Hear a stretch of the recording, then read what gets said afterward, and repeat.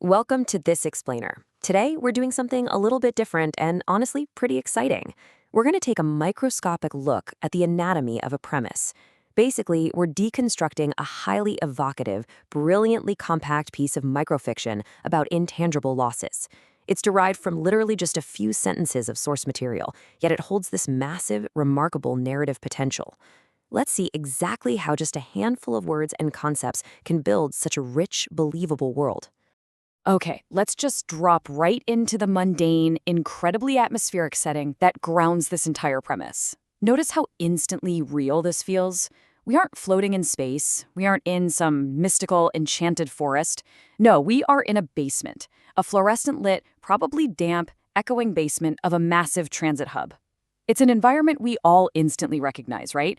It's filled with the everyday hustle and bustle, and right there in the hidden depths of it sits the totally ordinary lost and found desk.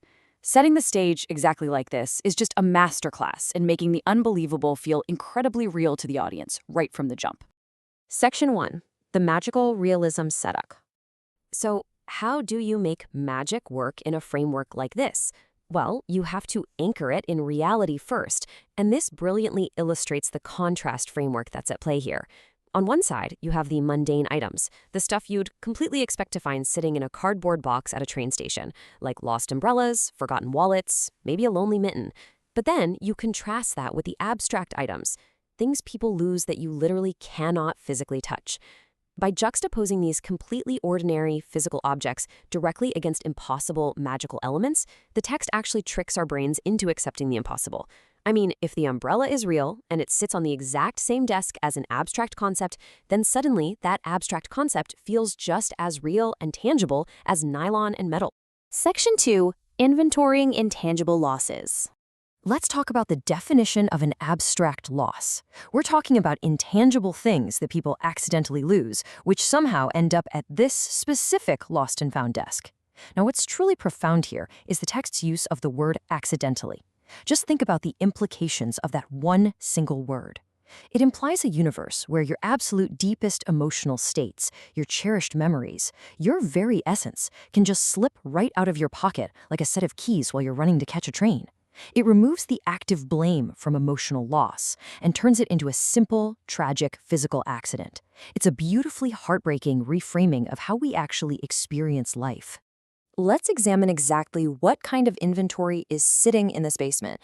The source gives us 3 super specific examples. First up, a sense of humor. Really think about that for a second. Losing the ability to laugh, to find joy, and it's just left behind on a subway seat. Second, a specific Tuesday in 2018. This isn't just losing your memory in general. It's the loss of a precise, isolated moment in time that meant something to you, wiped entirely clean. And third, someone's motivation, the very drive to get out of bed and pursue a life. Look at how masterfully the text scales these examples. It moves from a personality trait to a highly specific personal memory all the way down to a core human drive. The sheer scope of loss sitting on the shelves of this desk is absolutely staggering. Section 3. The Desperate Buyer. Because, every great setup needs a disruption, right? An inciting incident that just throws the established world totally out of balance. Let's see how this builds the narrative arc. A wealthy, desperate man walks in. In just 7 words, we have a complete character profile and a driving conflict. The text immediately contrasts 2 really powerful states of being, wealth and desperation. This tells us that whatever he is searching for, all of his money hasn't been able to secure it. His wealth definitely gives him access, but his desperation tells us that access might not be enough. He is entirely at the mercy of this dingy basement desk. And this is exactly where the rules of the universe get totally shattered. Think about the standard procedure for a lost and found. Claiming something you personally lost. You prove it's yours, you take it back. Simple, right? But look at the buyer's goal. He is browsing the inventory to buy back something else. He doesn't want to claim his own lost property. He's actually seeking to commodify the intangible losses of others. He's actively breaking the rules of the established world, trying to literally purchase an emotion. And that is exactly where the real drama lives. Let's break down exactly what this desperate buyer is actually trying to do. Step 1, browse the inventory of human loss. Step 2, buy back the love of his life. Step 3, beat the ticking clock because she marries someone else this weekend. So the crucial takeaway here is how these 3 steps construct an absolutely perfect plot engine. You have a highly motivated character, you have this totally impossible goal of buying back love, and you have a strict high-stakes deadline forcing him into action immediately. The tension is ratcheted up instantly. If he fails by the weekend, the whole shebang is lost forever. Section 4. Building the world.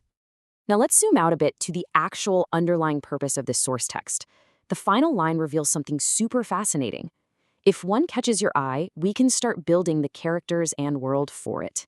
This shows us that the text isn't just a static story at all. It's an interactive writing prompt. The source is actually a direct invitation to the reader.